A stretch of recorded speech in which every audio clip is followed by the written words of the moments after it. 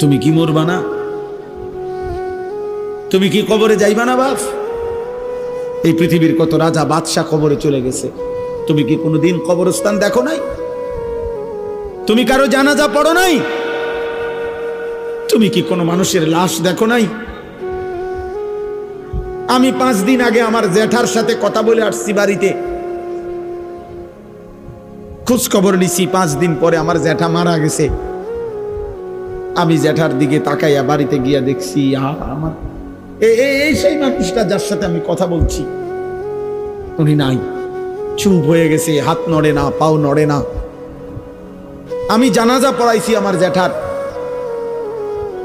তো জানাজার আগে আমি আমার জ্যাঠার কবরটা খালি, তখন কবরে রাখে নাই। আমি কবরের দিকে তাকাইয়া অনেকক্ষণ 8-10 মিনিট হইব, আমার বাবার কবরের পাশে আমার জ্যাঠার কবর। আমার আব্বা আগে ইন্তেকাল করছে। আমার জ্যাঠার কবরের দিকে তাকাইয়া অনেকক্ষণ খালি কবরের দিকে তাকাইয়া ছিলাম। তাকাইয়া আমার মনে হইল কবর যেন আমারে ডাক দিয়ে বলছে, আনিস, আমার কাছ থেকে 1 মুঠ মাটি দিছিলাম আমি তোমার জ্যাঠারে বানাইবার জন্য, আজ আমার মাটি আমি ফেরত নিলাম।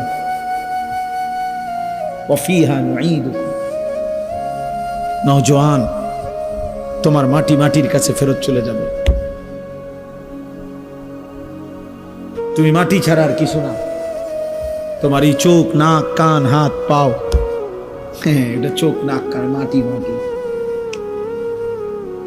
ওই মাটির টুকরা। ওয়ালাকাদ খালাকনাল ইনসানা মিন সুলালাতিন মিন তিন। আল্লাহ বলছে শুকনো মাটি থেকে, ঠনঠনে মাটি, আমি সেখান থেকে মানুষকে সৃষ্টি করেছি। তুমি মাটির একটা টুকরা ছাড়া আর কিছু না।